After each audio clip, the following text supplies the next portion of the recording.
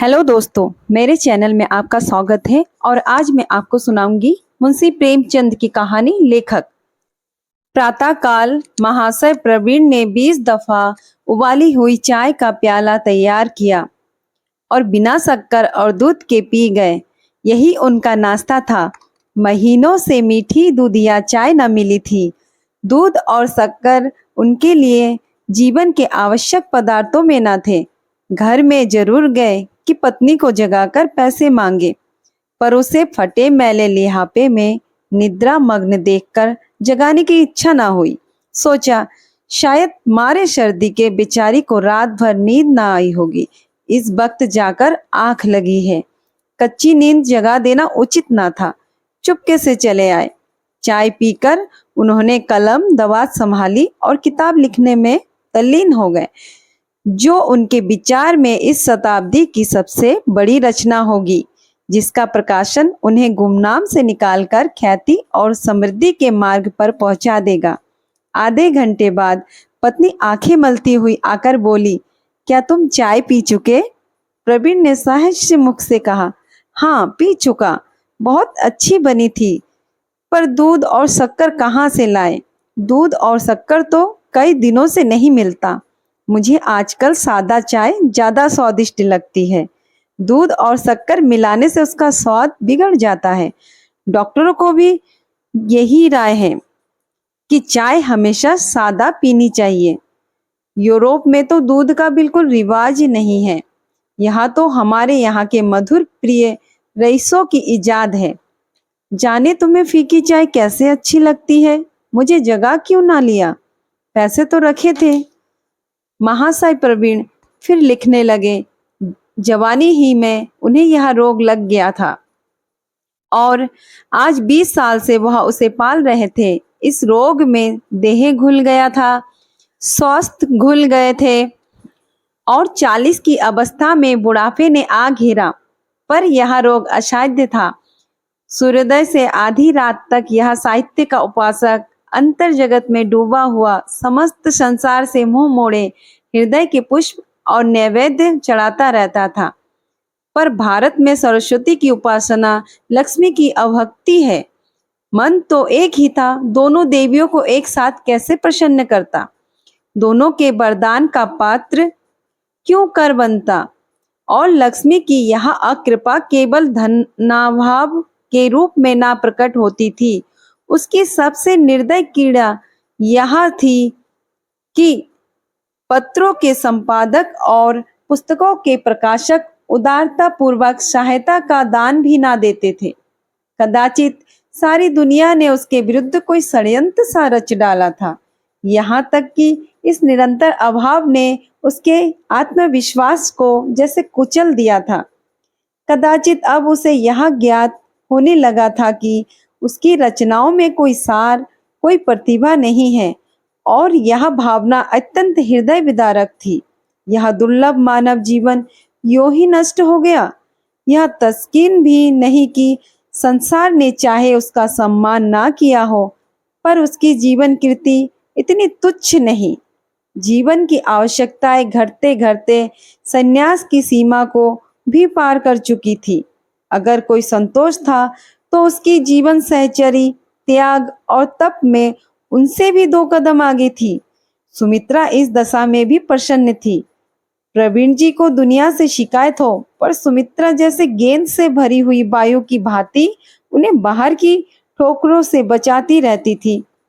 अपने भाग्य का रोना तो दूर की बात थी, इस देवी ने कभी माथे पर बल भी ना आने दिया। सुमित्रा ने चाय का प्याला समेटते हुए कहा, तो जाकर घंटा आध घंटा कहीं घूम फिर क्यों नहीं आते? जब मालूम हो गया कि प्राण देकर काम करने से भी कोई नतीजा नहीं, तो व्यर्थ क्यों सिर खपाते हो? प्रवीण ने बिना मस्तक उठाए कागज पर कलम चलाते हुए कहा, लिखने में कम से कम यह संतोष तो है कि कुछ कर रहा हूँ। सैर करने में तो मुझे ऐसा जान पड़ता है कि समय का नाश कर रहा हूँ। यहाँ इतने पढ़े लिखे आदमी नित्य प्रतिदिन हवा खाने जाते हैं तो अपना समय नष्ट करते हैं क्या? मगर इनमें अधिकांश वही लोग हैं जिनके सैर करने से उनकी आमदनी में बिल्कुल कमी नहीं होती। अधिकांश तो सरकारी नौकर हैं जिनको मासिक वेतन मिलता है, या तो ऐसे पेशों के लोग हैं जिनको लोग आदर करते हैं। मैं तो मिल का मजदूर हूँ। तुमने किसी मजदूर को हवा खाते देखा है? जिन्हें भोजन की कमी नहीं, उन्हीं को हवा खाने की जरूरत है। जिनको रोटियों के लाले हैं, वे हवा नहीं खाने जाते। फिर स्वास्थ्य और जीवन वृद्धि की जरूरत उन लोगों को है जिनके जीवन में आनंद और स्वाद है। मेरे लिए तो जीवन भार है। इस भार को सिर पर कुछ दिन और बनाए रखने की अभिलाषा मुझे नहीं है। सुमित्रा निराशा में डूबे हुए शब्द सुनकर आंखों में आंसू भरे अंदर चली गई। उसका दिल कहता था, इस तपस्वी की कीर्ति कौमुदी एक दिन अवश्य फैलेगी, चाहे लक्ष्मी की अकृपा बनी रहे। किंतु प्रवीण महोदय अब निराशा की उस सीमा तक पहुंच चुके थे जहां से प्रतिकूल दिशा में उदय होने वाली आशामय उषा की लाली भी नहीं दिखाई देती थी। एक रईस के यहाँ कोई उत्सव है। उसने महाशय प्रवीण को भी निमंत्रित किया है। आज उनका मन आनंद के घोड़े पर बैठा हुआ नाच रहा है। सारे दिन वह इसी कल्पना में मग्न रहे, राजा साहब किन शब्दों में उनका स्वागत करेंगे और वह किन शब्दों में उनको धन्यवाद देंगे, किन प्रसंगों पर वार्तालाप होगा और वह किन महानुभवों से उनका परिचय होगा। सारे दिन वह इन्हीं कल्पनाओं का आनंद उठाते रहे। इस अवसर के लिए उन्होंने एक कविता भी रची जिसमें उन्होंने जीवन की एक उद्यान से तुलना की थी। अपनी सारी धारणाओं की उन्होंने आज उपेक्षा कर दी, क्योंकि रईसों के मनोभावों को वह आघात ना पहुंचा सकते थे। दोपहर से ही उन्होंने तैयारियां शुरू की, हजामत बनाई, साबुन से नहाए, सिर में तेल डाला, मुश्किल कपड़ों की थी। मुद्दत गुजरी जब उन्होंने एक अचकन बनवाई थी। उसकी दशा भी उन्हीं की दशा जैसी जीर्ण हो चुकी थी। जैसा जरा सी सर्दी व गर्मी से उनको जुखाम या सिर दर्द हो जाता था, उसी तरह वह अचकन भी नाजुक मिजाज थी। उसे निकाला और झाड़ पोंछ कर रखा। सुमित्रा ने कहा, तुमने व्यर्थ ही यह निमंत्रण स्वीकार किया। लिख देते कि मेरी तबीयत अच्छी नहीं है। इन फटे हालों जाना तो और भी बुरा है। प्रवीण ने दार्शनिक गंभीरता से कहा, जिन्हें ईश्वर ने हृदय और परख दी है, वे आदमियों की पोशाक नहीं देखते, उनके गुण और चरित्र देखते हैं। आखिर कुछ बात तो है कि राजा साहब ने मुझे निमंत्रित किया। मैं कोई ओहेदार नहीं, जमींदार नहीं, जागीरदार नहीं और ठेकेदार भी नहीं, केवल एक साधारण लेखक हूँ। लेखक का मूल्य उसकी रचनाएं होती है। इस एतबार से मुझे किसी भी लेखक से लज्जित होने का कारण नहीं है। सुमित्रा उनकी सरलता पर दया करके बोली, तुम कल्पनाओं के संसार में रहते रहते प्रत्यक्ष संसार से अलग हो गए हो। मैं कहती हूँ, राजा साहब के यहाँ लोगों की निगाह सबसे ज्यादा कपड़ों पर ही पड़ेगी। सरलता जरूर अच्छी चीज है, पर इसका अर्थ यह तो नहीं कि आदमी फूहड़ बन जाए। प्रवीण को इस कथन में कुछ सार जान पड़ा। विद्वजनों की भांति उन्हें अभी अपनी भूलों को स्वीकार करने में कुछ विलंब ना होता था। बोले, मैं समझता हूँ दीपक जल जाने के बाद जाऊं। मैं तो कहती हूँ जाओ ही क्यों। अब तुम्हें कैसे समझाऊं। प्रत्येक प्राणी के मन में आदर और सम्मान की एक क्षुध होती है। तुम पूछोगी यह क्षुध क्यों होती है? इसलिए कि यह हमारे आत्मविश्वास की एक मंजिल है। हम उस महान सत्ता के सूक्ष्मांश है जो समस्त ब्रह्मांड में व्याप्त है। अंश में पूर्ण के गुणों का होना लाजिमी है। इसलिए कीर्ति और सम्मान, आत्मोन्नति और ज्ञान की ओर हमारी स्वाभाविक रुचि है। मैं इस लालसा को बुरा नहीं समझता। सुमित्रा ने गला छोड़ाने के लिए कहा, अच्छा भाई जाओ, मैं तुमसे बहस नहीं करती, लेकिन कल के लिए कोई व्यवस्था करते आना, क्योंकि मेरे पास केवल एक आना और रह गया है। जिनसे उधार मिल गया था उनसे ले चुकी, और जिसे लिया उसे देने की नौबत आई। मुझे तो और अब कोई उपाय नहीं सूझता। प्रवीण ने एक क्षण के बाद कहा, 2 पत्रिकाओं से मेरे लेखों के रुपए आने वाले हैं, शायद कल तक आ जाए, और अगर कल उपवास ही करना पड़े तो क्या चिंता। हमारा धर्म है काम करना, हम काम करते हैं और तन मन से करते हैं। अगर इस पर भी हमें फाका करना पड़े तो मेरा दोष नहीं, मर ही तो जाऊंगा। हमारे जैसे लाखों आदमी रोज मरते हैं। संसार का काम ज्यों का त्यों चलता रहता है।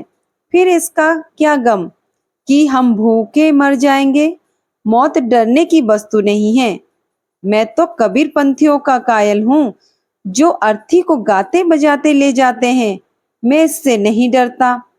तुम ही कहो, मैं जो कुछ करता हूँ इससे अधिक और कुछ मेरी शक्ति के बाहर है या नहीं। सारी दुनिया मीठी नींद सोती होती है और मैं कलम लिए बैठा रहता हूँ।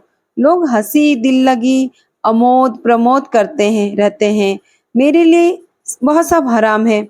यहाँ तक कि महीनों से हंसने की नौबत नहीं आई। होली के दिन भी मैंने तालील नहीं मनाई। बीमार भी होता हूँ तो लिखने की फिक्र सिर पर सवार रहती है। सोचो, तुम बीमार थी और मैं वैद्य के यहाँ जाने के लिए समय न पाता था। अगर दुनिया नहीं कदर करती, ना करे। इसमें दुनिया का ही नुकसान है, मेरी कोई हानि नहीं।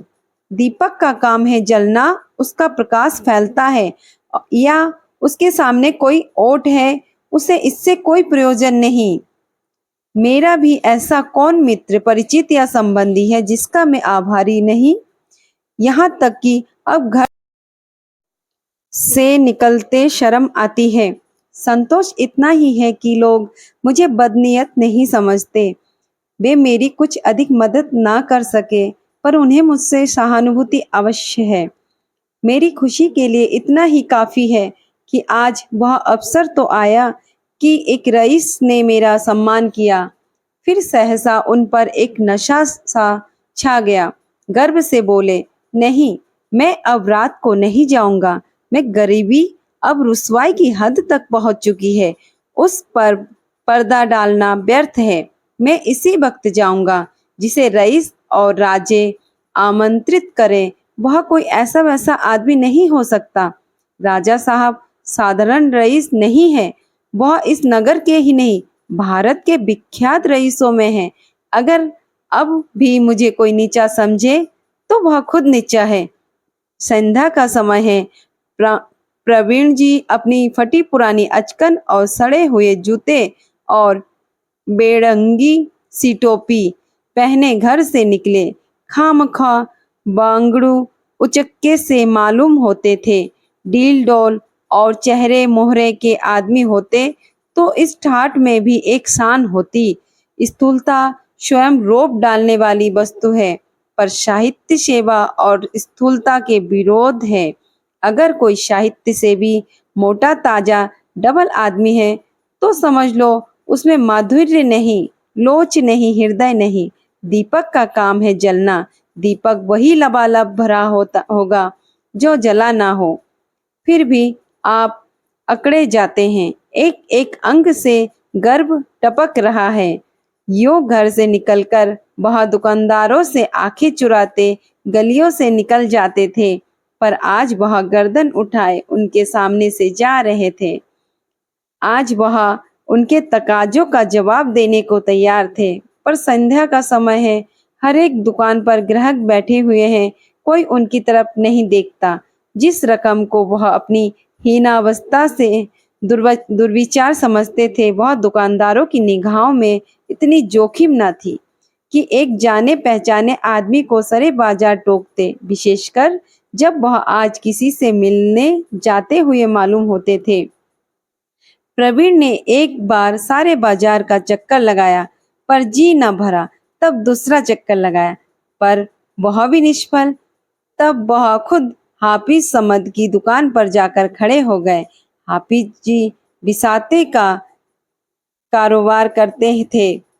बहुत दिन हुए प्रवीण इस दुकान से एक छतरी ले गए थे और अभी तक दाम न चुका सके थे। प्रवीण को देखकर बोले, महाशय जी, अभी तक छतरी के दाम नहीं मिले। ऐसे 150 ग्राहक मिल जाए तो दिवाला ही हो जाए। अब तो बहुत दिन हुए। प्रवीण की बाँछें खिल गई, दिल की मुराद पूरी हुई। बोले, मैं भूला नहीं हूँ हाफिज जी। इन दिनों काम इतना ज्यादा था कि घर से निकलना मुश्किल था।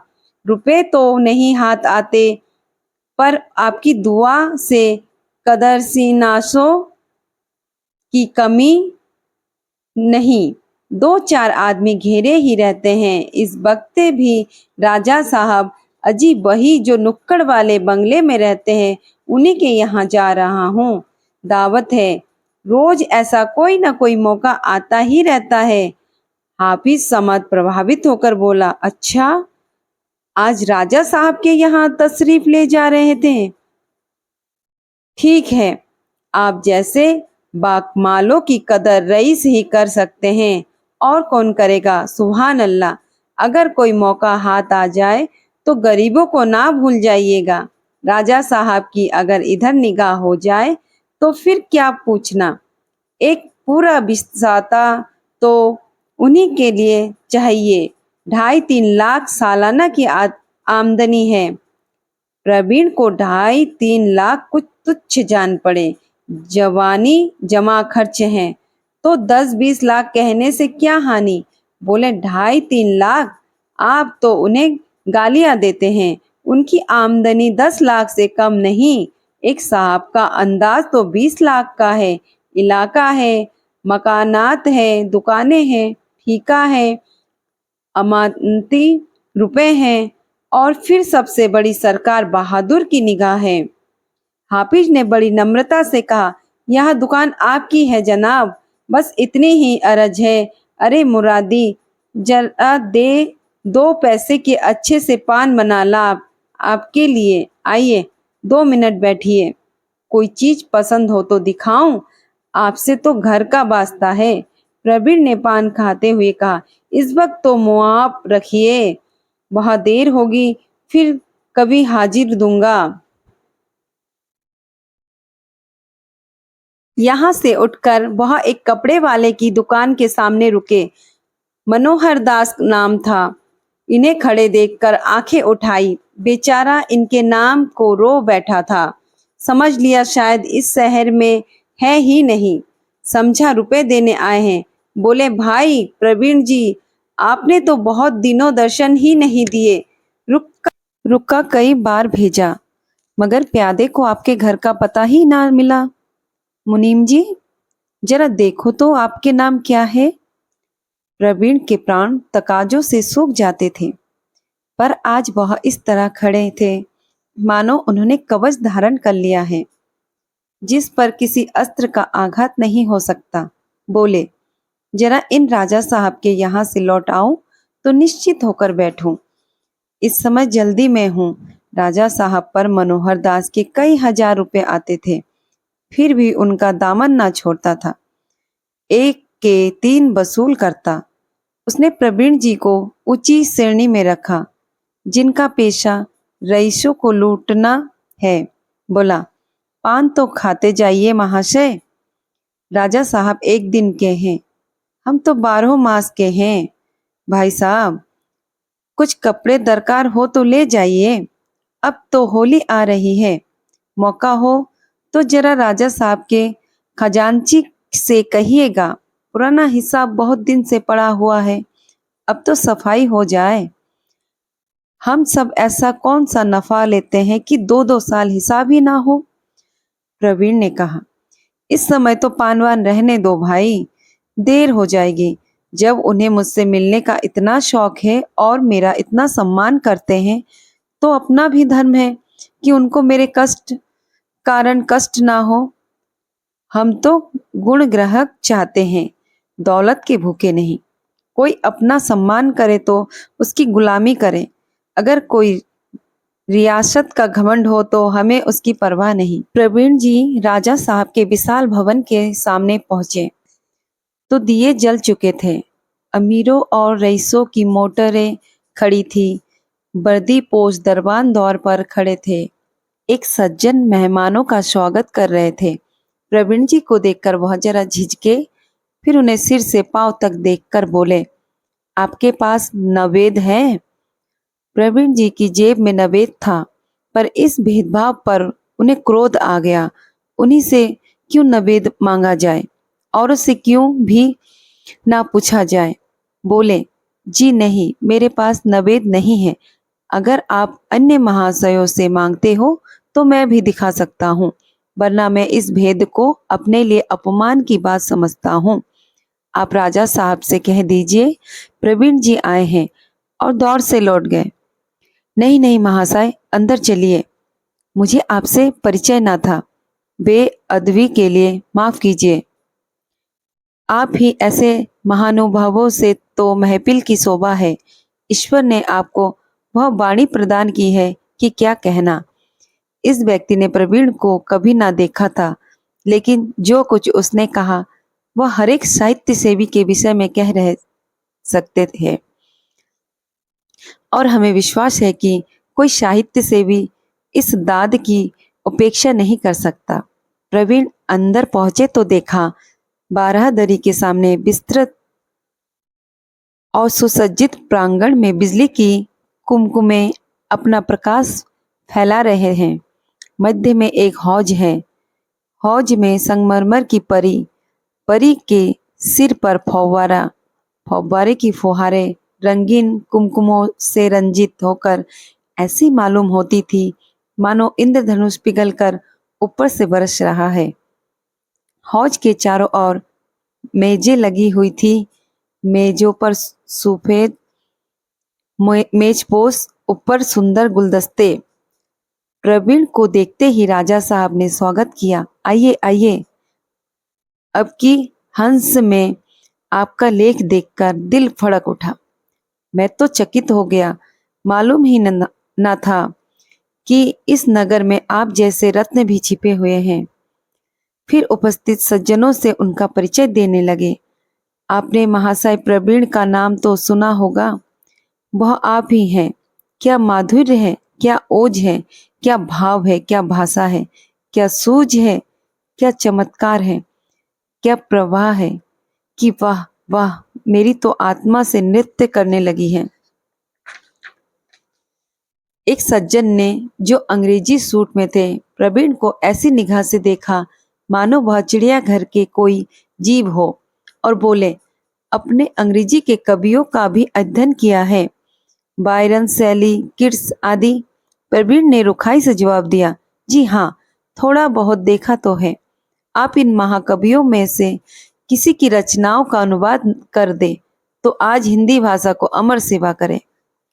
प्रवीण अपने को बायरन, शैली आदि से जो भर भी कम ना समझते थे। वह अंग्रेजी के कवि थे। उनकी भाषा, शैली, विषय, व्यंजना सभी अंग्रेज की रुचि के अनुकूल था। उनका अनुवाद करना वह अपने लिए गौरव की बात ना समझते थे, उसी तरह जैसे वे उनकी रचनाओं का अनुवाद करना अपने लिए गौरव की वस्तु ना समझते। बोले, हमारे यहाँ आत्मदर्शन का भी अभी इतना अभाव नहीं है कि हम विदेशी कवियों से भिक्षा मांगे। मेरा विचार है कि कम से कम इस विषय में भारत अब भी पश्चिम को कुछ सिखा सकता है। यह अनर्गल बात थी। अंग्रेजी के भक्त महाशय ने प्रवीण को पागल समझा। राजा साहब ने प्रवीण को ऐसी आंखों से देखा जो कह रही थी, जरा मौका महल देखकर बातें करो, और बोले, अंग्रेजी साहित्य का क्या पूछना, कविता में तो वह अपना जोड़ नहीं रखता। अंग्रेजी के भक्त महाशय ने प्रवीण को स्वर्ग नेत्रों से देखा। हमारे कवियों ने अभी तक कविता का अर्थ ही नहीं समझा। अभी तक वियोग और नख सिक को कविता का आधार बनाए हुए हैं। प्रवीण ने ईंट का जवाब पत्थर से दिया। मेरा विचार है कि आपने वर्तमान कवियों का अध्ययन नहीं किया, या किया तो उतरी आंखों से। राजा साहब ने अब प्रवीण की जबान बंद कर देने का निश्चय किया। आप मिस्टर परांजपे हैं। प्रवीण जी, आपके लेख अंग्रेजी पत्रों में छपते हैं और बड़े आदर की दृष्टि से देखे जाते हैं। उसका आशय यह था कि आप ना बहकिए। प्रवीण समझ गए। परांजपे के सामने उन्हें नीचा देखना पड़ा। विदेशी वेशभूषा और भूषा का यह भक्त जाति द्रोही होकर भी इतना सम्मान पाए, यह उनके लिए असह्य था, पर क्या करते। उसी भेष के एक दूसरे सज्जन आए। राजा साहब ने तपाक से उनका अभिवादन किया। आइए डॉक्टर साहब, कैसे मिजाज है। डॉक्टर साहब ने राजा साहब के से हाथ मिलाया और फिर प्रवीण की ओर जिज्ञासा भरी आंखों से देखकर पूछा, आपकी तारीफ। राजा साहब ने प्रवीण का परिचय दिया। आप महाशय प्रवीण हैं, आप भाषा के अच्छे कवि और लेखक हैं। डॉक्टर साहब ने एक खास अंदाज से कहा, अच्छा आप कवि हैं, और बिना कुछ पूछे आगे बढ़ गए। फिर उसी भेष में एक और महाशय पधारे। यह नामी बैरिस्टर थे। राजा साहब ने उनसे भी प्रवीण का परिचय कराया। उन्होंने भी उसी अंदाज में कहा, अच्छा आप कवि हैं, और आगे बढ़ गए। यही अभिनय कई बार हुआ। हर बार प्रवीण को यही दाद मिली, अच्छा आप कवि हैं। यह बात हर बार प्रवीण के हृदय पर नया आघात पहुंचाता था। उसके नीचे जो भाव था उसे प्रवीण खूब समझते थे। उसका सीधा साधा आशय यह था कि तुम अपने ख्याली पुलाव पकाते हो, पकाओ। यह तुम्हारा क्या प्रयोजन, तुम्हारा इतना साहस कि तुम इस सभ्य समाज में बेधड़क आओ। प्रवीण मन ही मन अपने ऊपर झुंझला रहे थे।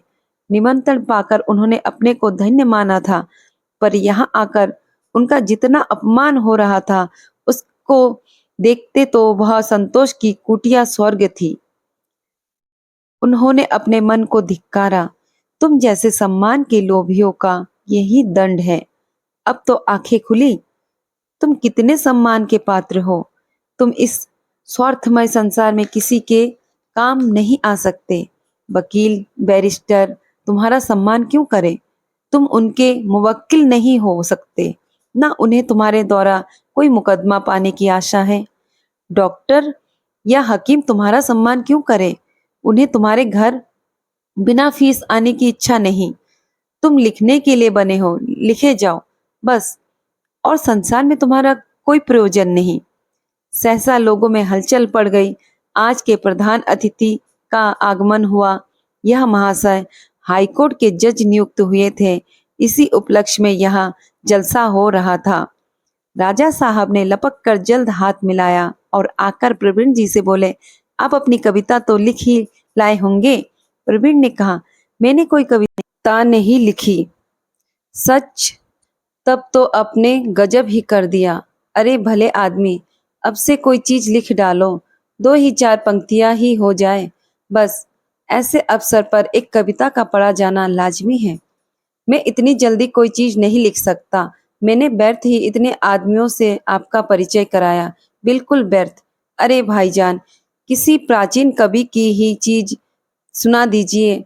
यहाँ कौन जानता है। जी नहीं, क्षमा कीजिएगा, मैं भाट नहीं हूँ, ना कथक हूँ। यह कहते हुए प्रवीण जी तुरंत वहां से चल दिए। घर पहुंचे तो उनका चेहरा खिला हुआ था। सुमित्रा ने प्रसन्न होकर पूछा, इतनी जल्दी कैसे आ गए। मेरी वहां कोई जरूरत न थी। चलो, चेहरा खिला हुआ है, खूब सम्मान हुआ होगा। हाँ, सम्मान तो जैसी आशा न थी वैसा हुआ। खुश बहुत हो इसी से कि आज मुझे हमेशा के लिए सबक मिल गया। मैं दीपक हूँ और जलने के लिए बना हूँ। आज मैं इस तत्व को भूल गया था। ईश्वर ने मुझे ज्यादा बहकने ना दिया। मेरी यह कुटिया ही मेरे लिए स्वर्ग है। मैं आज यह तत्व पा गया कि साहित्य सेवा पूरी तपस्या है।